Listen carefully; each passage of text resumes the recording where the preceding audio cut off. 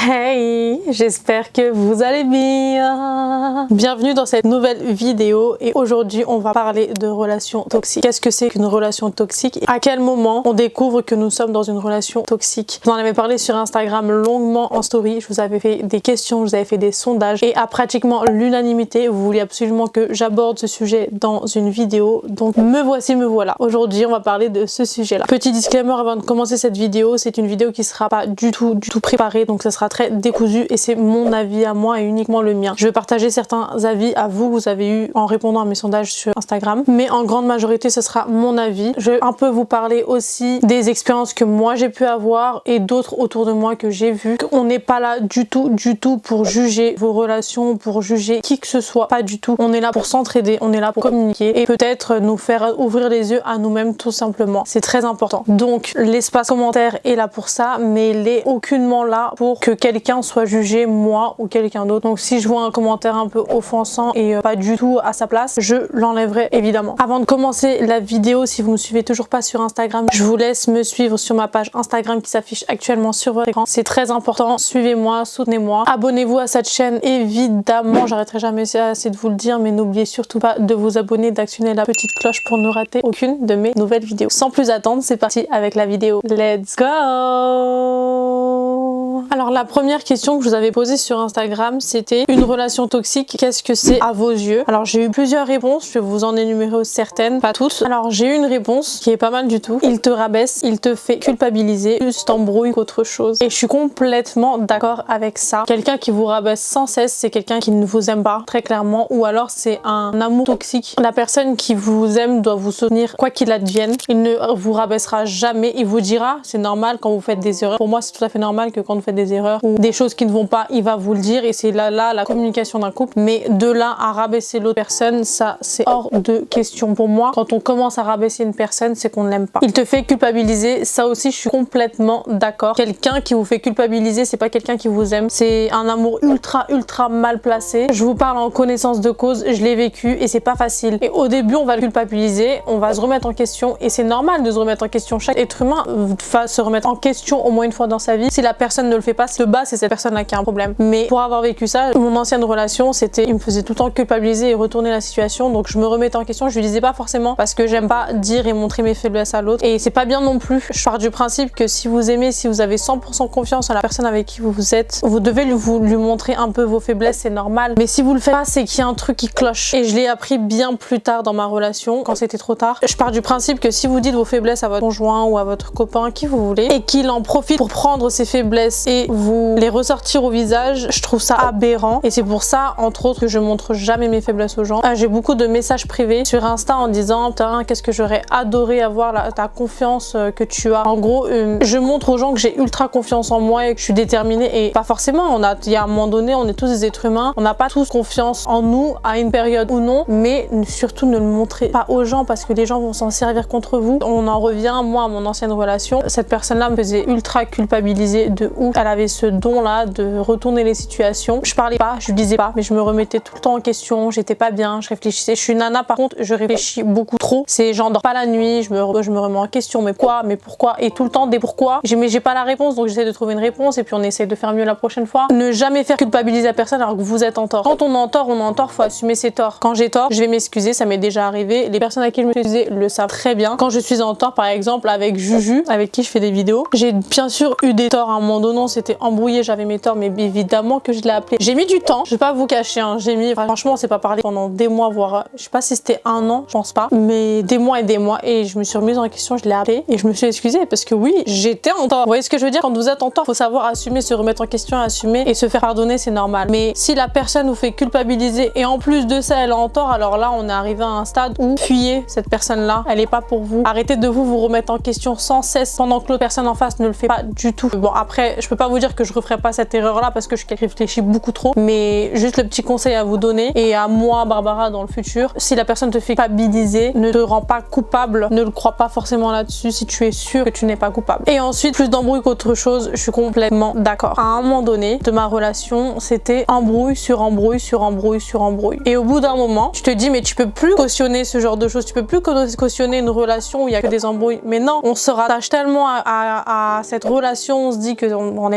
rester autant de temps pour rien, j'aime cette personne, etc. Donc on va encore cautionner, on va accepter, mais c'est pas possible parce que ça vous ronge de l'intérieur. Une fois que ça vous ronge de l'intérieur, vous êtes malheureuse, vous tombez en dépression et ainsi de suite. Donc vous êtes malheureuse constamment et vous n'arrivez pas à vous relever parce qu'il y a trop d'embrouilles, il y a trop eu de choses. Donc non, quand vous voyez qu'il y a trop d'embrouilles, essayez d'apaiser les choses, de discuter, de voir s'il y a quelque chose à faire ou pas. Parce que dans la relation que j'avais, c'était sur la fin surtout énormément d'embrouilles et j'ai essayé de tout mon être de me dire pas grave, on va se relever, c'est une embrouille de couple. En fait on se dit tout ça, ouais c'est une embrouille de couple parmi tant d'autres, mais au bout d'un moment quand ça fait 6 mois que vous êtes en embrouille limite constamment et qu'il y a que des petits pics de joie dans votre couple, ces petits pics de joie ils rattrapent pas toutes les larmes ou la déception que vous avez pu avoir avant. C'est ça que je vais vous faire comprendre. Et moi j'arrivais pas à m'en rendre compte de ça, je me disais non c'est qu'une embrouille de couple, c'est pas grave, ça va aller, on va améliorer, on va changer ça. On peut pas changer. Et surtout n'essayez pas de changer une personne. Je le savais quand j'étais dans ma relation. Le pire c'est que je le savais, je le sais encore. Je sais qu'on peut pas changer une personne. Surtout arriver à 25 ans, vous avez vécu vos vies, 30 ans, 35 ans, etc. Vous pouvez pas changer une personne. Une personne elle est comme ça. Soit vous l'acceptez telle qu'elle est dès le début, soit c'est mort. Après je peux comprendre que des fois les personnes changent au fur et à mesure de la relation ou après le mariage ou ce genre de choses. Mais faut en discuter, faut en parler pour essayer d'améliorer. Et si après avoir discuté, après avoir fait des concessions ou trouvé terrain d'entente, si cette personne-là en face de vous ne fait aucun effort et reste toujours la même, ça sert à rien. Partez, ça ne changera pas parce que cette personne-là vous dira je l'ai vécu, je l'ai vécu. Cette personne-là vous dira je vais faire des efforts, je vais changer, je vais améliorer ça. Mais au bout de 6 mois vous voyez rien, au bout d'1 an, 2 ans vous voyez rien, donc elle changera pas. J'ai eu une autre personne qui a dit l'un prend le dessus, impose ses choix. Et c'est vrai, je suis d'accord complètement avec ça puisque je l'ai encore vécu. Dans la vie on doit faire des concessions, le couple c'est à deux, la vie en commun c'est à deux et tout doit être fait à deux. On est d'accord là-dessus. Vous savez la notion de couple, deux personnes, d'accord? Et quand on est en couple, on doit faire des concessions l'un et l'autre pour aller de l'avant ensemble. Et si l'un prend le dessus sur l'autre en imposant ses choix, forçant, je mets les guillemets, la personne à devoir vivre d'une certaine manière ou penser d'une certaine manière, ça peut pas aller très loin. Soit vous avez la même vision des choses et là ça roule, soit vous faites des concessions l'un l'autre parce que bah je sais pas, moi l'autre il veut un canapé bleu, l'autre il veut un canapé rose. Ok on va prendre blanc, c'est neutre et voilà basta. Vous voyez ce que je veux dire? C'est un exemple tout bidon, mais il faut faire des concessions et pas imposer des choix à la personne en face qui ne veut pas du tout de ces choix là. Et il y a écrit aussi dévalorisation. Je l'ai pas vécu honnêtement, je peux pas dire ça parce que la personne avec qui j'étais ne m'a jamais dévalorisé, bien au contraire. La dévalorisation c'est un truc qui peut vous bouffer de l'intérieur, qui vous fait, on en revient à la culpabilité, mais qui vous fait culpabiliser intérieurement, qui vous ronge, qui vous bouffe de l'intérieur. C'est pas bien. Si vous vous sentez dévalorisé, que la personne vous rabaisse en face, vraiment fuyez. Je vais pas parler de mon cas, mais je vais parler d'un cas d'une personne que je connais qui était mariée depuis des années et puis son mari l'a rabaissé sans cesse. Mais quand je vous dis sans cesse, au bout d'un moment ça l'a bouffé intérieurement. Elle osait même pas en parler. Elle gardait tout, donc ça la bouffe, ça l'a rongé encore plus. Elle se renfermait sur elle-même. Pourtant c'est une personne hyper joyeuse. Elle se renfermait sur elle-même. Elle ne se regardait plus dans une glace. Quand elle se regardait, elle se dégoûtait parce que justement il la rabaissait, il la dévalorisait et il la critiquait. Ne laissez jamais quelqu'un vous rabaisser ou vous dévaloriser. Vous êtes plus fort que ça, vous le savez. Et c'est pas de l'amour. Pour moi, c'est pas de l'amour, c'est de l'acharnement sur une personne. Une personne qui vous aime profondément va tout faire pour vous. Une personne qui vous aime, même quand vous allez lui dire je suis pas jolie, il va vous dire mais bien sûr chérie, t'es jolie, mais évidemment que tu es belle, t'as des crottes de nez, c'est pas grave, t'as des crottes dans les yeux, tu es magnifique à mes yeux. C'est ce qu'il vous dira, il vous rabaissera jamais. Tu as pris un peu de poids chérie, c'est pas grave, je t'aime quand même. Ça c'est de l'amour. Mais une personne qui a pris 3 kilos et son mari ou son conjoint ou son copain, ce que vous voulez, lui dit ah mais t'as grossi, franchement fais attention à toi, là fuyez. C'est pas un mec qui vous aime, il vous aime que pour votre physique déjà, il vous aime même pas intérieurement de ce que vous êtes, donc non. J'ai eu aussi en réponse la jalousie. Oui et non, je suis pour et je suis contre. Et là il y aura débat parce que tout ce qui est rapport à la jalousie, il y a toujours débat. Alors une jalousie mal placée, une jalousie excessive, tu ne sors pas, tu ne t'habilles pas comme ça, tu ne fais pas ceci, tu ne fais pas cela, là c'est vraiment une relation toxique et éloignez-vous de ce genre de personnes là. Par contre moi je trouve en l'occurrence quelqu'un qui n'est pas jaloux, ben moi j'ai du mal. Je demande pas à ce que la personne soit d'une jalousie maladive. Quelqu'un qui n'est pas jaloux, moi ça me dérange très fortement parce que pour moi la jalousie c'est un peu une forme de, c'est bête à dire hein, mais c'est un peu une forme où il tient à vous, il vous protège. Vous voyez ce que je veux dire ou pas? Moi je pense que tout dépend de la manière c'est dit, parce que moi j'ai une copine où son copain il lui dit ouais tu vas aller dans les transports, fais attention à toi, mets des trucs longs qui tombent sur tes fesses, mais c'est pas dit d'une manière tu t'habilles pas comme ça mais c'est trop vulgaire, tu mets quelque chose ils vont te regarder. Non, c'est parce que il tient tellement elle qu'il veut même pas que les autres la regardent parce que il l'aime tellement que vous voyez je sais pas comment vous faire comprendre. Pour certains, ça va être ah non, pas du tout, là vraiment, il va trop loin. Mais moi, je comprends parce que je l'ai vu et il tient tellement à elle, il l'aime tellement que c'est pas de la jalousie mal placée. Tout dépend comment c'est dit. Moi, pour moi, dans un couple, il faut qu'il y ait un minimum de jalousie, pas une jalousie excessive, mais un minimum. Et j'ai reçu aussi chantage affectif. Ouais, je suis complètement d'accord avec ça. Le chantage affectif, c'est quelque chose qui arrive très souvent. On a du mal à s'en rendre compte, mais il y en a de plus en plus malheureusement. J'ai eu des personnes autour de moi qui l'ont vécu et je peux vous dire que ça fait très très mal. Et après, il y a une dépendance affective aussi qui rentre en jeu parce qu'il y a ce chantage affectif, donc il y a une dépendance affective qui arrive juste derrière et qui pointe le boutonnet, mais la personne en face, elle ne se rend pas compte, donc elle dépend de cette personne et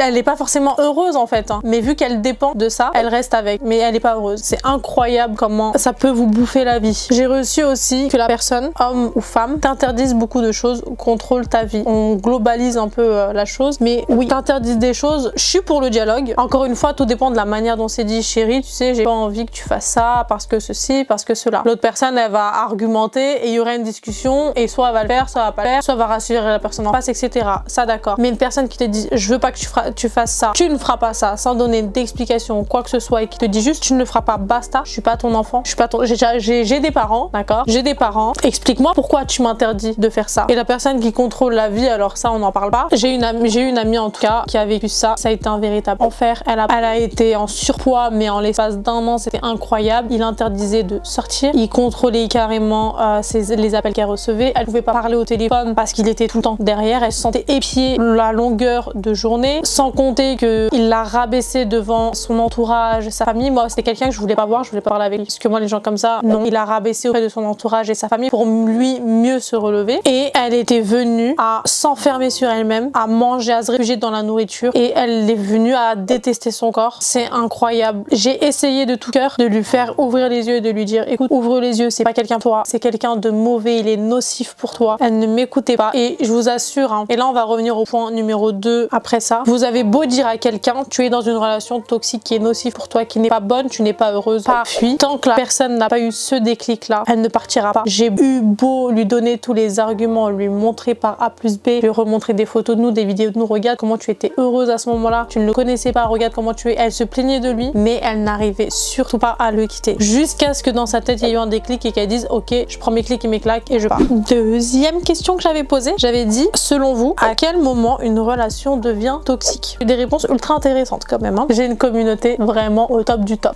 Alors il y a quelqu'un qui a écrit on ne le voit pas toujours soi-même, souvent les proches voient un changement en nous. Ça, je suis complètement d'accord. J'étais dans une relation qui a duré à peu près 2 ans et demi. Au début tout allait bien, on avait la même vision des choses. C'était incroyable comment c'était fusionnel au début. Sauf qu'avec le temps, on a eu des visions de notre avenir complètement différentes. J'ai pris à droite, il a pris à gauche. J'ai pas compris comment c'est venu. Quand on parlait de sérieux et de notre avenir, c'était dispute sur dispute sur dispute sur dispute. C'est pour ça que je vous ai dit que trop de disputes peut petit à petit briser le couple sans qu'on s'en rende compte, mais ça peut briser le couple petit à petit. Le conseil que j'ai à vous donner, c'est de ne jamais laisser traîner les disputes. Vraiment, c'est un conseil que je vous donne, ne le prenez pas à la légère, vraiment écoutez-le attentivement celui-ci. J'avais plus envie de voir personne, j'étais énervée contre le monde entier, je comprenais pas pourquoi on n'arrivait plus du tout à se comprendre. C'était des disputes en longueur et on laissait traîner en longueur, etc. Et c'était pas bon du tout parce que je pars du principe, l'être humain s'habitue très vite à l'absence de quelqu'un. Et quand pendant 1 mois vous parlez pas avec votre copain, il y a une routine qui s'installe, mais une routine où il ne fait plus partie de cette routine-là. Vous vous habituez à son absence, vous vous habituez à plus recevoir ses messages, jusqu'à ce qu'à un moment, ma soeur me voit. Ça faisait un petit moment que j'avais pas vu une de mes sœurs. J'étais vraiment pas bien. C'était une énième dispute encore. Elle était au courant de rien. Parce que faut savoir que quand vous êtes dans une relation toxique, vous ne le savez pas et vous n'avez pas envie d'en parler aux gens. Donc moi, j'en parlais à personne. Je gardais tout ça pour moi. Donc c'était un poids supplémentaire où j'en dormais pas les nuits. Un jour, elle m'a dit bon, passe à la maison, il y a les petits, ils ont envie de te voir. Je passe. Elle m'a vue. Elle m'a dit Barbara, il y a un problème. Et moi, non. La meuf qui se voit la face, non, il y a rien. Si, il y a un problème, non. Jusqu'à ce qu'elle me dise t'es pas heureuse. Et là, j'ai fondu en larmes. Parce que je me suis dit comment, sans avoir parlé, elle a su que j'étais pas heureuse. C'était incroyable quand même. Et là, je lui ai expliqué un peu ce qui se passait en ce moment. La brèche s'est ouverte, quand on peut dire ça. Et elle m'a dit tu sais, je t'ai jamais vue aussi malheureuse de ta vie. Et pourtant, comme elle a dit, j'en ai vécu des choses. J'ai perdu des proches, mais elle a dit en 26 ans de ta vie, je t'ai jamais vue eu aussi malheureuse. Tu peux pas continuer à vivre comme ça. Il faut vraiment que tu prennes une décision. Soit tu restes, soit tu le quittes, soit vous trouvez un terrain d'entente, mais ça ne peut pas continuer comme ça. Elle a essayé de me faire ouvrir les yeux, et quand je vous dis les proches ils sont là pour vous faire ouvrir les yeux, il n'y en a eu aucun de mes proches qui m'a agressé. Vous voyez ce que je veux dire? Ils ont tous parlé calmement en disant il faut que tu prennes une décision. Tu peux pas continuer à vivre comme ça. On te dit pas de le quitter, on te dit pas de rester, on te dit juste de prendre ta décision. Ne laisse personne prendre une décision à ta place. Je mets pas les torts à 100% sur la personne avec qui j'étais. Moi je pense que c'était une relation toxique pour tous les deux parce que j'étais malheureuse, il était malheureux, il voulait pas prendre de décision. J'ai mis du temps à prendre ma décision, mais je pense que c'était une relation toxique pour tous les deux. Jusqu'à ce que je me rende compte en fait que petit à petit, mes sœurs m'ouvraient les yeux, mes amis, et là tu te dis mais non ça va pas, c'est pas de l'amour. Est-ce qu'il y a encore de l'amour? Et là on se pose des questions. Est-ce que l'amour il est encore là 2 ans après, malgré tout ce qu'on a vécu, toutes les embrouilles monumentales, et là vous vous dites ok il faut que je prenne une décision. Mais avant de prendre ma décision, évidemment nous sommes dans une relation qui fait 2 ans et demi où on parlait d'avenir, sans avoir rien avancé dans notre vie, mais on parlait d'avenir, de ce qu'on voulait dans le futur. Un jour, c'était avant de partir en vacances, j'ai essayé de parler avec lui, de lui faire ouvrir les yeux que dans notre relation, il y a quelque chose qui cloche, ça ne va pas. On n'arrive plus à s'entendre. À chaque fois qu'on parle de nous, on s'embrouille. À chaque fois qu'on parle de sujets sérieux, il les évitait. Donc moi, ça m'énervait. J'essaie de lui faire comprendre avant de partir en vacances. Et il y avait qu'une chose qui pouvait me faire ouvrir les yeux, très clairement. Est-ce que si je suis loin de toi, tu vas me manquer ou non? Mais est-ce que si je m'éloigne de lui pendant 1 semaine ou 2 semaines de vacances, que je m'aère l'esprit, que je ne suis pas là, est-ce que tu vas me manquer ou bien tu ne vas pas me manquer? C'est là où je saurai si vraiment on est fait l'un pour l'autre. Parce que quelqu'un que vous aimez de tout votre cœur, de toute votre âme, que ce soit la personne qui reste ou la personne qui part, elle va vous manquer si vous l'aimez. Mais si vous partez en vacances et qu'elle ne vous manque pas, c'est que c'est pas du tout la personne qu'il vous faut. C'était juste une alarme que je lui envoyais, un signe que je lui envoyais en disant purée, je te laisse une dernière chance, saisis-la. Là je suis en train de te le dire, saisis cette dernière chance. Ne laisse pas le temps jouer en ta défaveur. Et pendant ces vacances là, il ne m'a pas manqué. Et il a laissé le temps jouer en sa défaveur. Il ne m'a pas du tout calculé.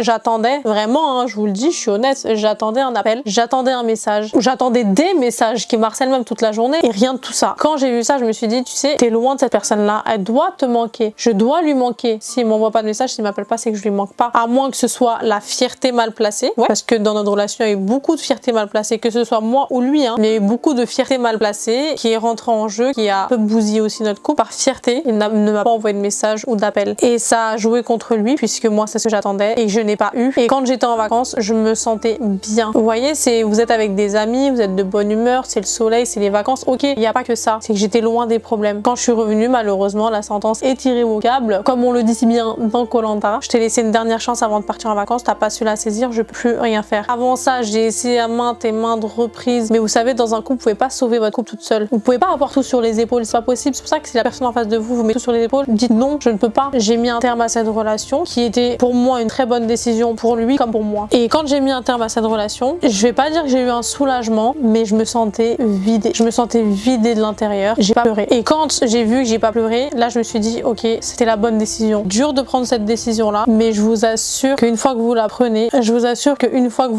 ne culpabilisez pas. C'est pas de votre faute. Vous avez juste eu le courage de prendre vous cette décision que la personne en face de vous n'a pas pu prendre. Ensuite, il y a quelqu'un qui a dit dès que tu dois t'empêcher de faire quelque chose pour l'autre ou devant l'autre. Oh, je suis complètement d'accord. On va revenir un peu. T'empêcher de faire quelque chose pour l'autre. C'est vrai. Ne vous empêchez jamais de faire quelque chose en fonction de la personne qui est en face de vous. Encore une fois, tout est dans le dialogue et dans la discussion. Tout est dans les arguments. On est devant, je sais pas moi, le juge, vous êtes 2 avocats. Vous devez plaider, faire votre speech, mais communiquer, je sais pas moi, je comprends pas. S'empêcher de faire quelque chose pour l'autre, je trouve que c'est grave toxique de ouf parce que la personne, de toute façon, elle vous connaît depuis le début. Si jamais vous l'avez pas menti sur qui vous êtes, elle vous connaît et elle doit vous accepter tel que vous êtes avec vos qualités et vos défauts. Après, il y a certaines personnes qui montrent pas tout dès le début. Ouais, je connais. Ils montrent pas tout dès le début, mais par contre, ils vous montrent ça après 6 mois ou 1 an de relation. Vous êtes déjà embarqué, vous êtes amoureux ou amoureuse et c'est là où la personne montre le vrai visage. Et je trouve ça hyper hypocrite de faire ça parce que ne vous rattachez pas à la personne que vous avez connue au début, c'est la personne que vous voyez là qui est la vraie personne devant vous. Vous comprenez, elle a juste joué un rôle au début pour vous avoir. Et elle a dit aussi, t'empêcher de faire quelque chose devant l'autre. Ça veut dire que vous empêchez de faire quelque chose devant votre copain parce que vous avez peur qu'il vous juge ou qu'il vous fasse culpabiliser ou qu'il vous engueule. C'est pire, je vous assure, c'est pire. Fuyez le jour où vous vous dites ne serait-ce qu'une demi-seconde dans la tête, je ne vais pas faire ça devant lui, non, je vais pas faire ça devant lui. Oh, bah non, enlevez-vous ça. Devant la personne que vous aimez, vous pouvez tout faire. Il ne va pas vous juger, il va vous comprendre si vous êtes folle. Moi j'ai une copine, c'est une tarée dans sa tête, mais c'est une tarée mignonne quoi. Ben je vous assure, elle fait tout. Elle fait tout. Elle a,